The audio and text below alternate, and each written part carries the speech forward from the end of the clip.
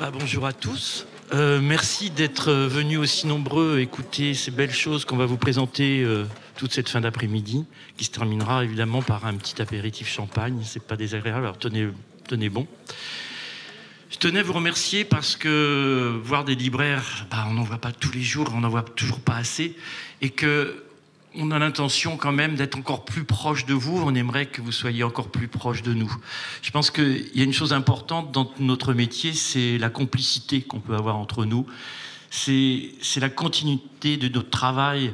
Je peux vous assurer qu'on bosse beaucoup pour faire les plus beaux livres. Je vous rappelle que les 4 maisons, c'est plus de 95% de création. Et que si aujourd'hui on doit défendre cette création, c'est avec vous qu'on doit la défendre. Je crois que cette complicité, elle doit exister, elle doit être de plus en plus forte.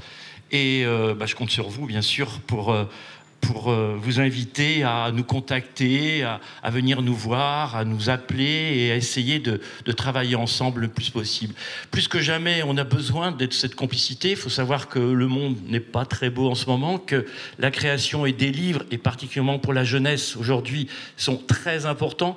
C'est là où on forme quand même tous ces futurs adultes, ces futurs vieillards. Donc on a intérêt à leur donner du beau, du bon. Et voilà, donc on va passer un moment avec vous, j'espère très sympathique. Vous allez voir qu'il y a des découvertes magnifiques.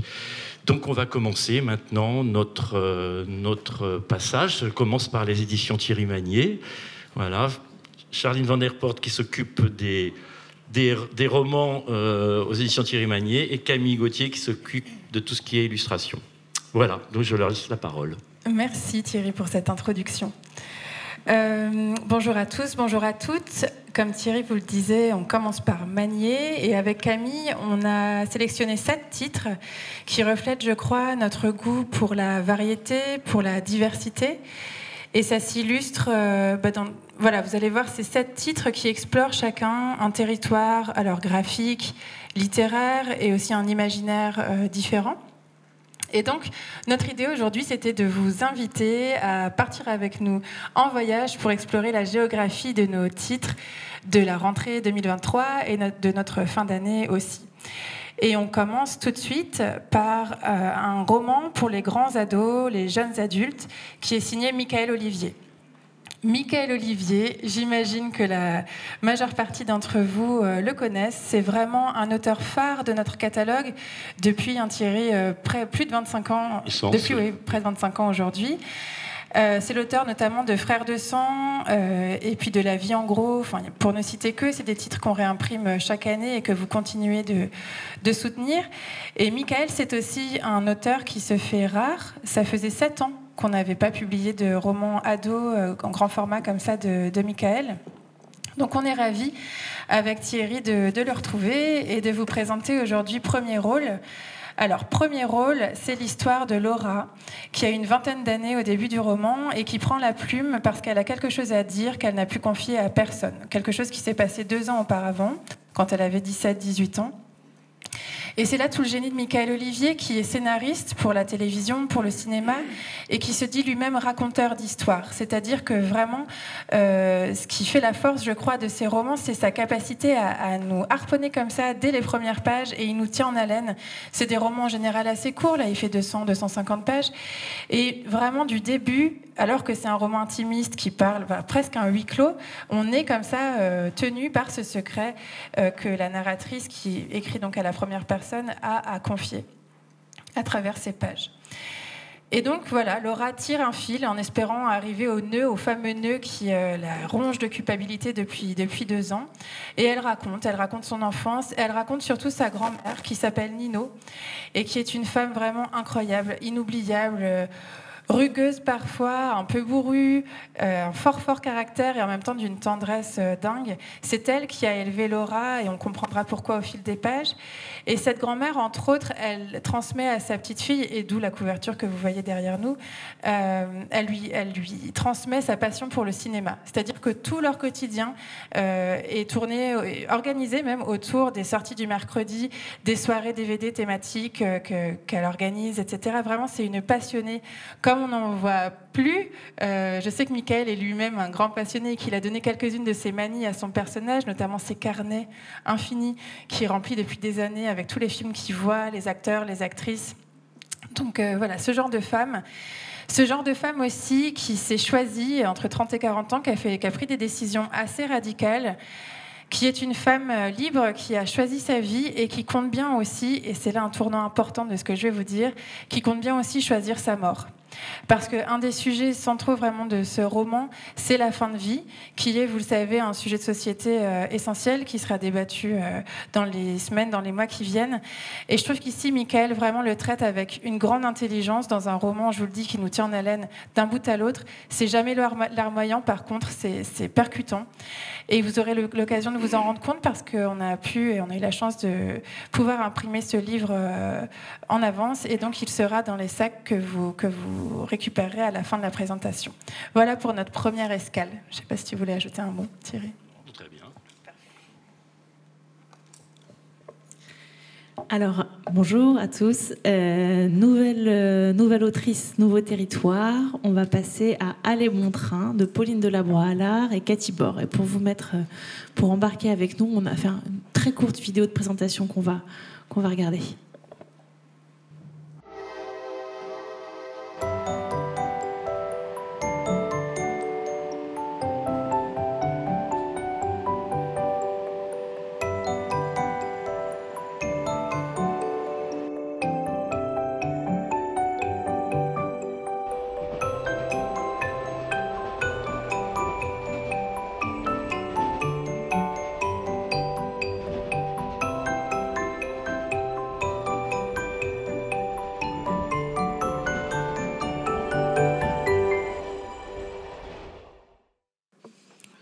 Alors, Aller bon train, vous l'avez vu, c'est les 2 premières pages du livre, les 2 premières minutes du voyage.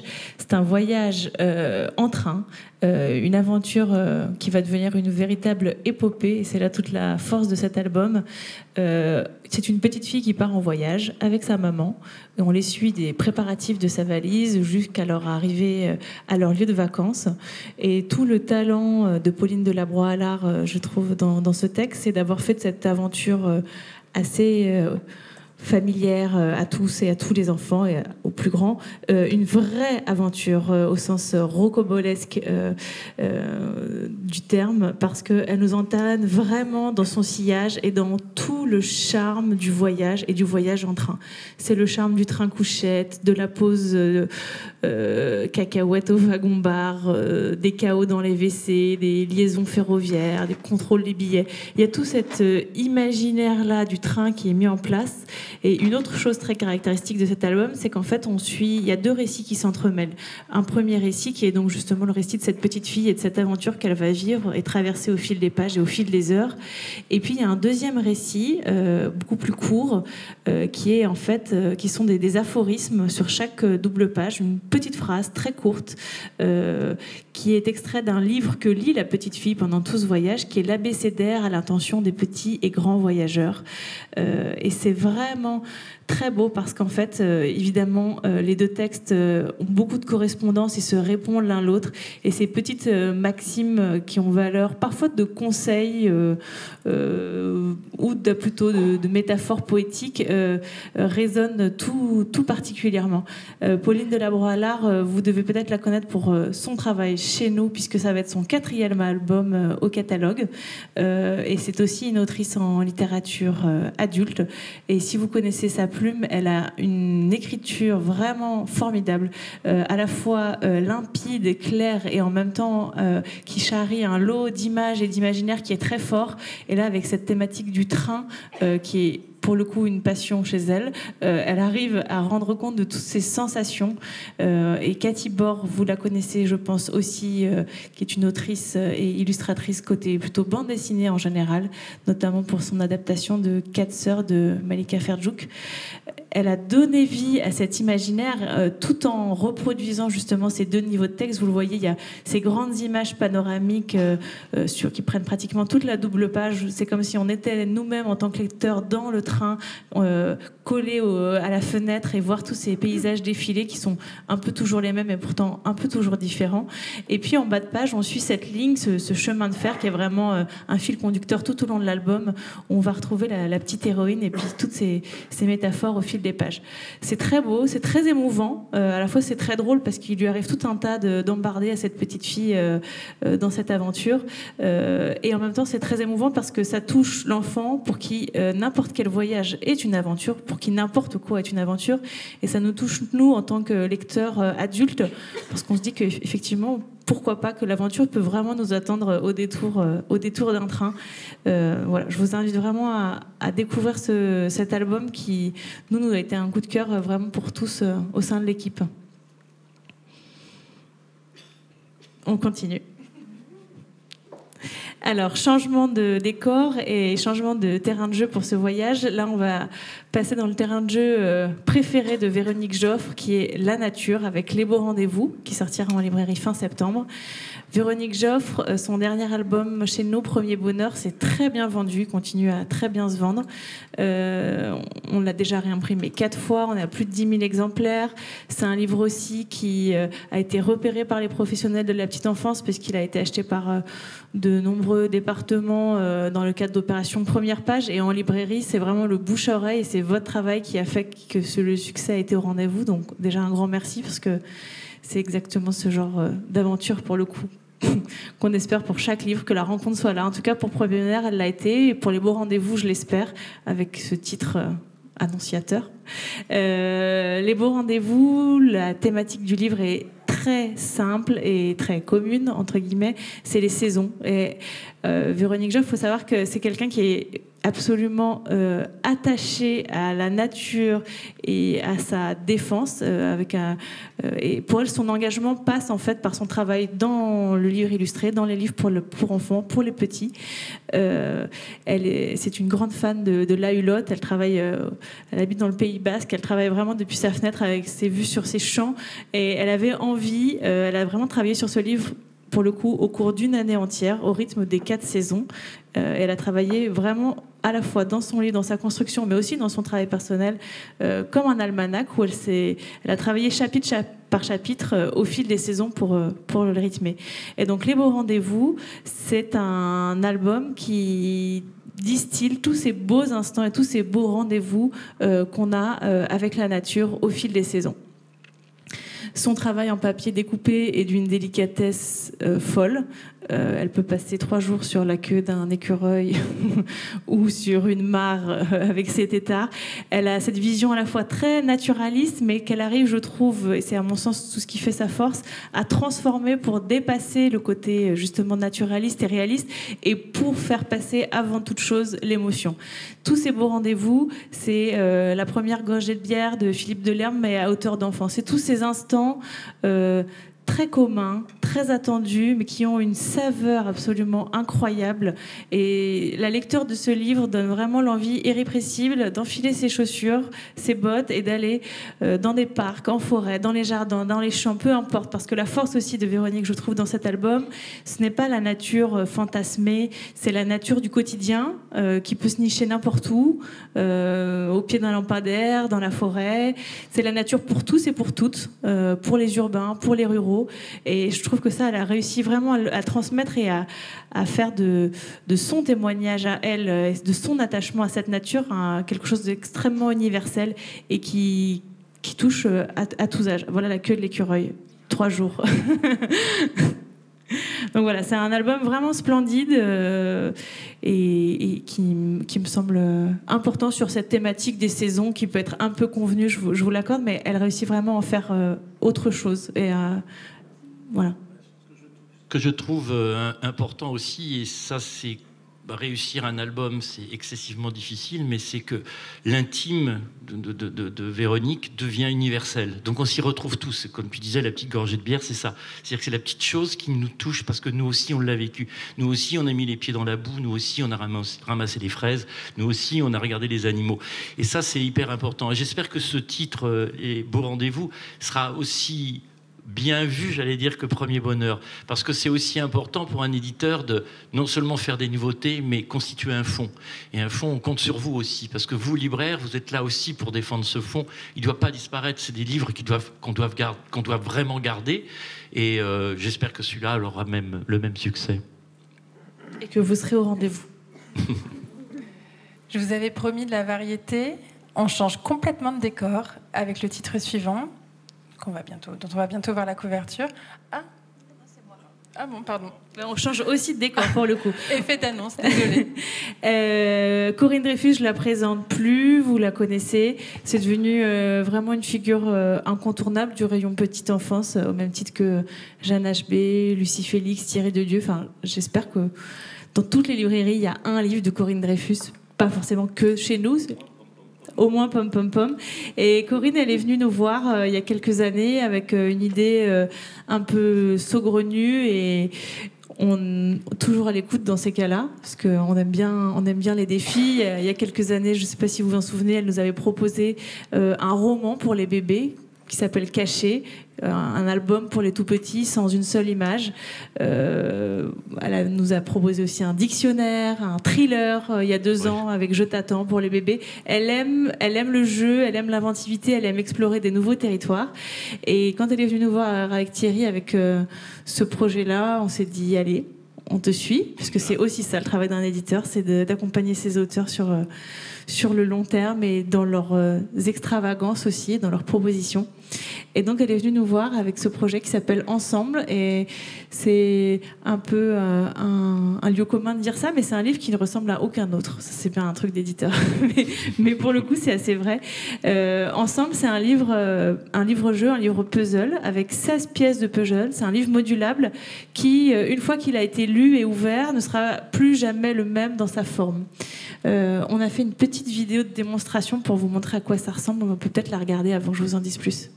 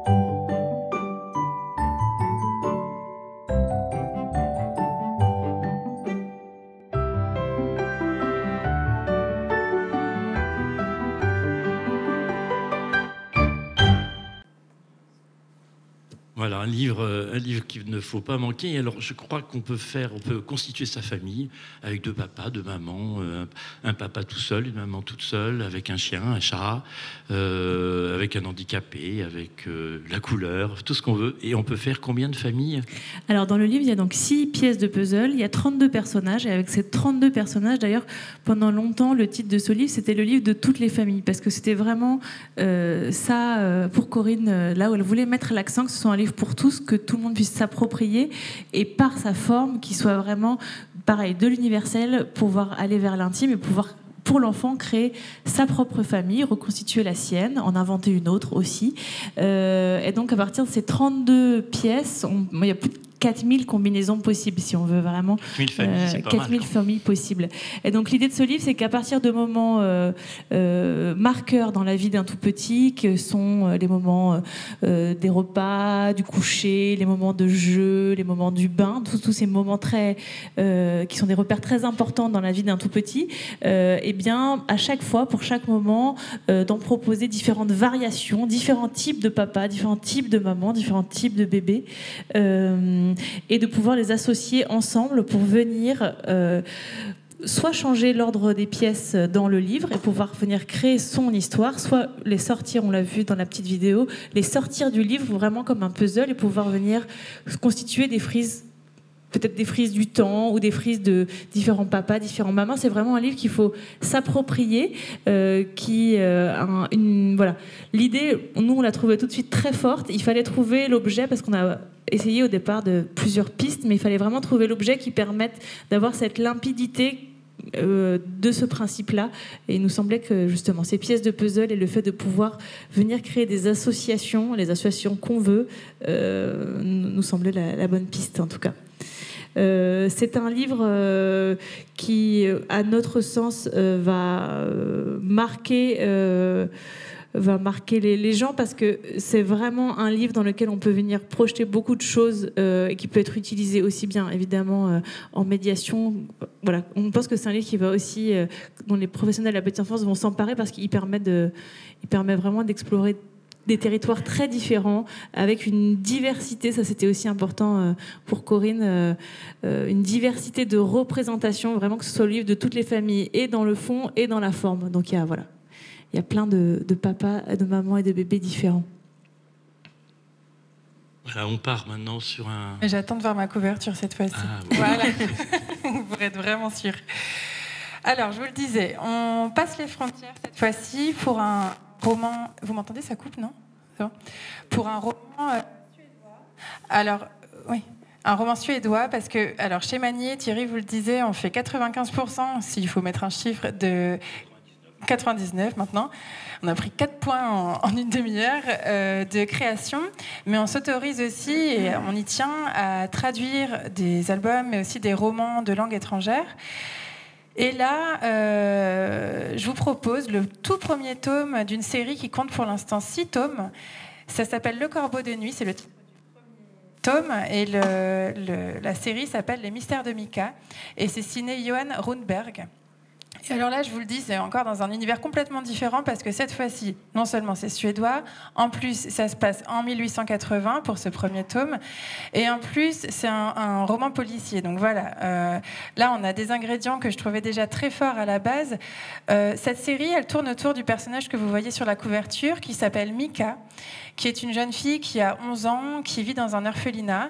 Alors à 11 ans, elle fait plus partie des enfants qui pourraient être adoptés, elle travaille. On est en 1880, je vous le rappelle.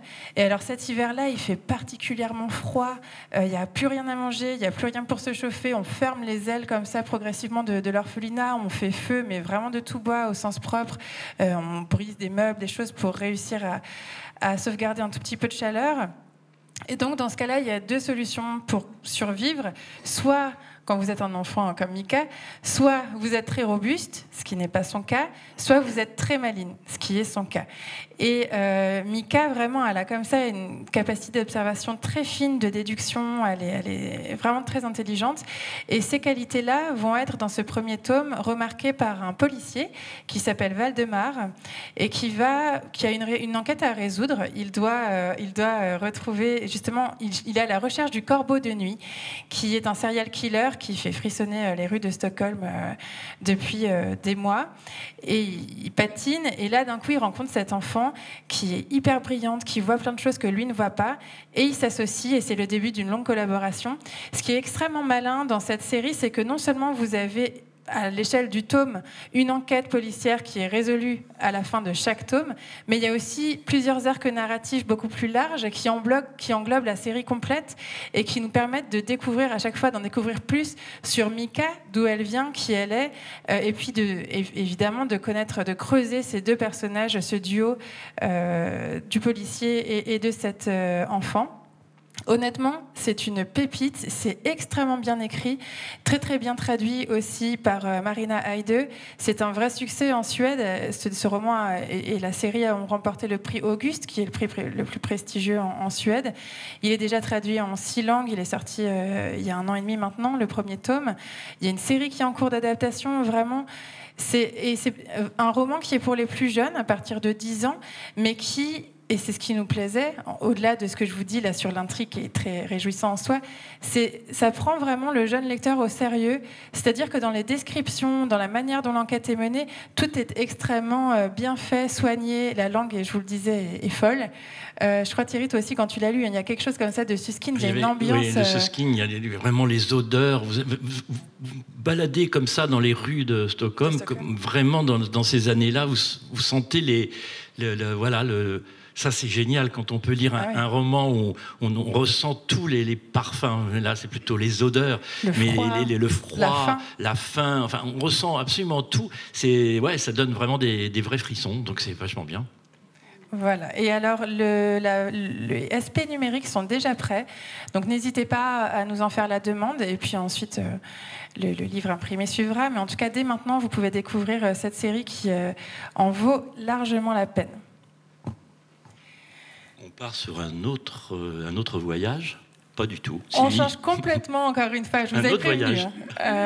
Je vous avais prévenu cette fois-ci. On explore le territoire plutôt dystopie, roman, comme ça, science-fiction, avec une autrice qui s'appelle Sandrine Bonini, qui est une autrice protéiforme. Elle est à l'aise aussi bien avec l'image qu'avec le texte. Moi, j'avais eu la chance de travailler avec elle il y a 2 ans sur un projet complètement dingue qui s'appelait Le Grand Tour, qui mêlait déjà de manière très fine et avec beaucoup de sens le texte et l'image. Et cette fois-ci, elle nous est revenue, je dis nous parce qu'on travaille toutes les deux avec Camille sur ce projet hybride. Elle nous est revenue avec un projet franchement complètement dingue, encore pire. Parce que là, il s'agit de nous entraîner, et vous avec nous, sur 400 pages dans un vaisseau, 400 pages qui se passent entièrement sous terre. Voilà le projet. Je laisse Camille vous en dire un peu plus sur l'intrigue. Alors, nous, je crois que ça, en tout cas, Charline a bien plus l'expérience, mais il me semble que quand Sandrine nous a raconté l'histoire qu'elle avait envie d'écrire et d'illustrer, on a su tout de suite qu'on allait le faire. Alors, on ne devrait pas trop dire ça aux auteurs, mais ça nous a vraiment embarqués et on s'est dit, mais oui, c'est incroyable. L'histoire du Cargo Paradis, donc le cargo, c'est le petit vaisseau là que vous voyez sur le côté droit de l'image. C'est pas un si petit vaisseau puisque c'est un vaisseau d'exploration qui est à cheval entre une sorte de station spatiale orbitale et une foreuse géante qui se déplace sous terre, qui creuse l'écorce terrestre sur des kilomètres et des kilomètres et des kilomètres de profondeur. Et dans ce Cargo Paradis, quand le roman débute, on a 6 adolescents qui ont été envoyés là il y a plus d'une dizaine d'années, donc quand ils étaient encore enfants. Ils vivent tous les 6 en huis clos, avec tout, on peut l'imaginer ce que ça suppose, vivre en huis clos dans un espace fermé comme ça sans jamais voir la lumière du jour.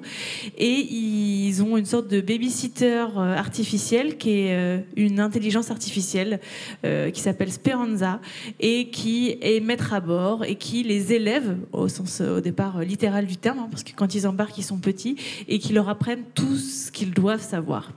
Ils ont quitté la terre ferme, en tout cas la surface de la terre plutôt, parce que les conditions de vie étaient devenues plus possibles, et donc leur mission, ils ont une mission très précise, c'est qu'ils doivent trouver une sorte de nouvel Éden, un nouvel Eldorado pour l'espèce humaine, puisque à la surface de la terre, a priori, c'est plus très bon. Et donc, ils prennent leur mission évidemment très à cœur. Ils sont baignés de cette mission qui est très forte pour eux, alors que certains prennent différemment, puisqu'évidemment, dans ces 6 adolescents, ils étaient 7 au départ. D'ailleurs, on le sait très vite, ils sont plus que 6. Ils ont tous des personnalités très différentes. Il y a un personnage très attachant qui s'appelle Elijah, qui est un peu le fantasque de la bande. Il y a Laurie, qui est l'oreille d'or, donc qui entend tout de façon très très très forte, comme dans les sous-marins. Et il y a tout ce vocabulaire et ce champ lexical de l'écoute qui est absolument incroyable. Et donc ces 6 adolescents, ils sont sous terre, et évidemment quand le roman commence, il y a beaucoup de tensions en interne qui commencent ils grandissent aussi, qui commencent à prendre forme, et surtout ils se rendent compte qu'ils sont pas seuls sous terre, et ils se rendent compte qu'il y a un autre cargo qui a été envoyé, et que ce cargo, il est bien plus moderne et qu'il n'a pas exactement la même mission. C'est ce qu'ils vont découvrir au fur et à mesure du roman, qu'ils n'ont pas exactement la même mission qu'eux. Et donc voilà, c'est vraiment haletant, parce qu'on est vraiment dans cette course-poursuite très vite entre ces 2 vaisseaux. parfois on manque un peu d'air. Hein. Oui, et on manque un peu d'air parce que c'est vraiment à la fois le huis clos dans le vaisseau, mais comme ça se passe sous terre, c'est vraiment un roman de l'enfermement. Avec, je vous le dis tout de suite, une chute libératoire puisqu'on remonte à la surface à la fin. À la fin, c'est promis. Oui, c'est promis. Et c'est extrêmement bien fichu parce qu'il y a tous les ingrédients pour accrocher un lecteur adolescent, le côté dystopique, les thématiques écologiques, ces adolescents qui grandissent. Et en même temps, il y a cette écriture. On est vraiment, elle réussit à faire coïncider le fond et la forme parce qu'il y a vraiment cette écriture qui nous plonge vraiment dans les entrailles de la Terre. Cette écriture et puis donc ces illustrations aussi, on vous le disait, c'est un roman illustré, donc il y aura par moments ces illustrations-là au trait, dont on a l'habitude, vraiment des schémas qui viennent comme ça donner corps à tout ce que l'autrice imagine, tout ce qu'elle crée dans cet univers, je vous l'ai dit, de science-fiction, donc très détaillé, etc.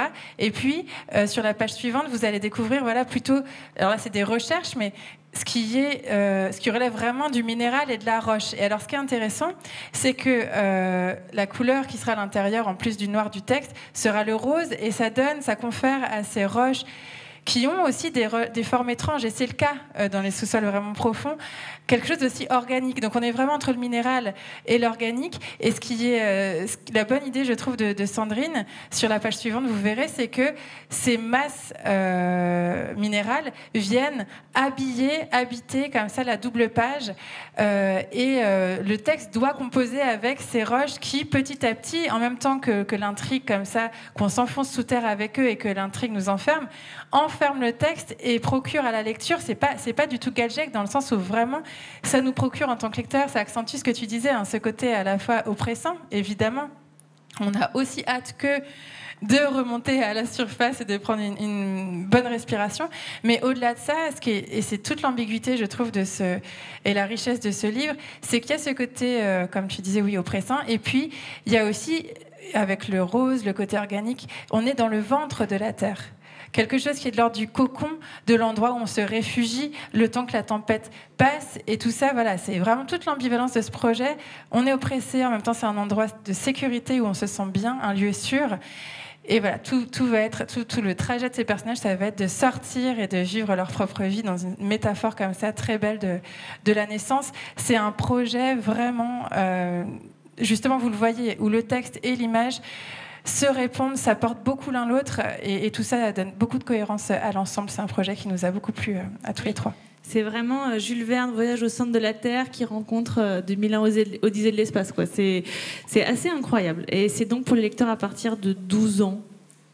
L'objet sera très beau, on a le luxe d'avoir un jaspage rouge fluo sur les tranches, l'intérieur sera imprimé en deux couleurs, donc en tout cas on va tout faire pour qu'il se distingue. C'est important de faire aussi des beaux objets, c'est pas l'intérieur, évidemment le contenu est essentiel, mais bien présenter les livres avec de vrais objets, c'est aussi une façon de dire que le livre est important et que c'est pas quelque chose qu'on jette, mais quelque chose qu'on garde. Et alors, pour terminer ce voyage, on a la chance cette année de publier un nouvel album d'Emmanuelle Oudard au sein du catalogue. Emmanuelle, c'est une autrice qui nous accompagne depuis les tout débuts. Ce qui ne te rajeunit pas, Thierry. Il y a 25 ans. Et donc, on est toujours très contente et très contente de travailler avec elle. Et là, elle a voulu nous proposer un album qui est un pas de côté dans son travail, parce qu'il est d'une légèreté douceur. Et d'une douceur très grande, une grande tendresse. Elle qui a un travail au symbolisme toujours très appuyé, avec un style d'illustration immédiatement reconnaissable. D'ailleurs, qu'on soit sensible ou non à son esthétique, tous les critiques de littérature jeunesse s'accordent pour dire qu'elle trace un sillon et une œuvre qui est singulière dans ce paysage-là. Et nous, on est ravis de l'accompagner. Et donc là, pour Piloursine, après une période assez troublée dans sa vie, elle a eu envie justement d'un personnage solaire, lumineux, pas de symbolisme, juste de douceur et de tendresse. Et en ces temps pareil, un peu perturbé pour nous tous. On était assez contents aussi d'aller dans cette direction. Et donc, elle a imaginé cette petite fille, ce personnage de Piloursine, qui est à mi-chemin entre Fifi Brin d'Acier et Mathilda. Elle est pétillante, elle est lumineuse, elle est espiègle. Et Piloursine, elle a de la chance. Chaque journée, quand elle se lève, elle sait qu'elle va passer une journée formidable. Et chaque soir, quand elle se couche, en effet, elle a passé une journée formidable. Et donc ce livre, ça sera un petit format avec des coins ronds, vraiment un bel objet de 64 pages. Et bien, il y a 4 histoires, 4 petites histoires. Piloursine qui part à la pêche, Piloursine qui part en voyage, Piloursine dans son jardin, qui est un jardin évidemment, on est chez Emmanuel Oudard, hein, donc pas comme tout le monde. Elle voyage à dos de mésange. Elle partage un jus d'abricot avec des papillons de nuit. Et puis, Piloursine, la dernière histoire de ce recueil, Piloursine et la fête d'anniversaire. Et pareil, quand Piloursine fête son anniversaire, ça envoie. Et voilà, on est vraiment tombé en amour de cette petite fille et de ce qu'elle vit, et de cette énergie qu'elle dégage. C'est quelque chose d'extrêmement réjouissant et communicatif. Ça fait du bien de lire une histoire de Piloursine. Et si vous l'aimez, eh bien, on vous fera une suite. Uniquement si vous l'aimez, mais vous allez l'aimer. Donc il y aura une suite. Et on a eu la chance, on a voulu partager ça avec vous, d'aller dans l'atelier d'Emmanuel Oudard et de l'entendre, parce que c'est toujours les auteurs qui parlent le mieux de leurs livres, de l'entendre parler de ce projet.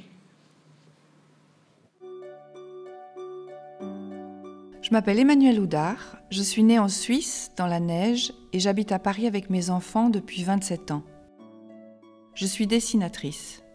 Je crée des livres pour enfants, des images pour tous, au feutre et au crayon de couleur. Les journées formidables de Piloursine commencent et finissent dans son lit de bois peint en vert. Elle partage sa vie trépidante avec une bergeronnette rose. Les bergeronnettes sont des oiseaux qui sont très drôles à observer, car ils ont l'air égarés, ils sautillent à gauche, ils sautillent à droite, on a l'impression qu'ils ne savent pas où ils vont. Le livre est construit autour de 4 mini-aventures où il se passe de petites choses folles et merveilleuses, complètement imaginaires et loufoques. Piloursine est d'une nature hyper enthousiaste et tendre, ce qui lui permet de vivre toutes ces journées formidables les unes après les autres. Je voulais un livre qui raconte certaines journées qu'on vit dans sa vie, quand on se réveille de bonne humeur, dans les bras d'une personne adorée ou blottie contre son chat, qu'il fait un temps sublime, que les projets de la journée sont tous plus merveilleux les uns que les autres. J'avais envie de mieux connaître cette petite fille, de lui offrir un monde à elle. Si je n'étais pas devenue artiste, je serais restée toute petite, je n'aurais jamais grandi. Et finalement, je serais redevenue un flocon de neige du village de mon enfance et j'aurais fondu au printemps.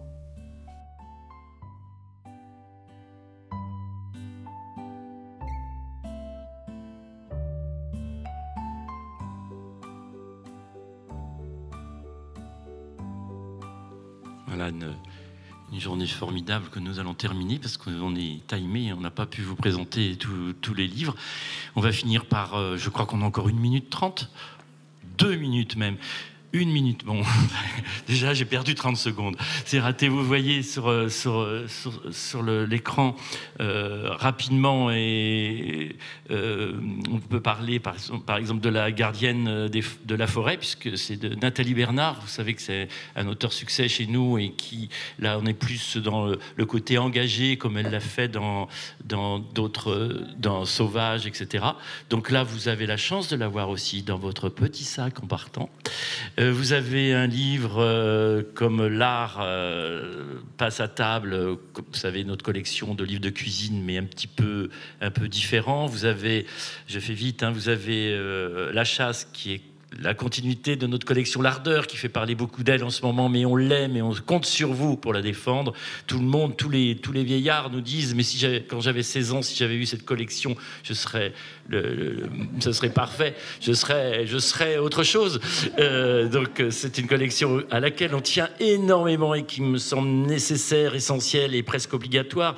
Vous avez le premier roman adolescent qui s'appelle La répétition de Cécile Adjali, qui fera son entrée. Et là, vous avez un petit extrait dans votre sac.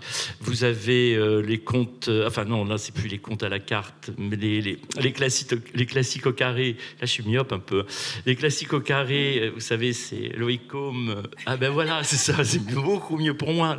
Et puis plein d'autres choses. Je crois que le temps s'est écoulé. Vous avez aussi... On remet en vente quand même Hyacinthe et Rose, il a 10 ans. Et Hyacinthe et Rose de François Morel et de Martin Jarry. Avait fait un gros succès. Là, on l'a un peu relooké au niveau de la couverture. Vous allez voir, ça va être encore un plus beau livre cadeau pour Noël.